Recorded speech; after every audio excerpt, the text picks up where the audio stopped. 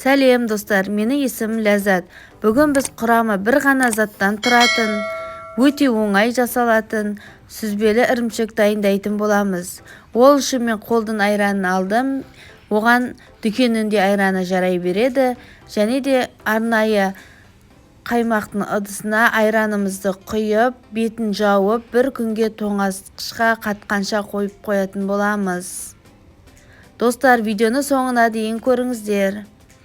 Мінекей біздің айранымыз қатты. Енді оны сүзгішке өткізіп, ол сүзгіштің орнына сіздер мәрлі пайдалансаңыздар да болады. Бірақ мен бұл жерде сүзгіш пайдаландым. Оны ерігенше қойып қоямыз. Мінекей біздің сүзбелі ірімшігіміз пайда болды. Ол сары суынан бөлініп шықты. Бұл сүзбелі ірімшікті тортқа да пайдалансаңыздар болады. Өте оңай достар.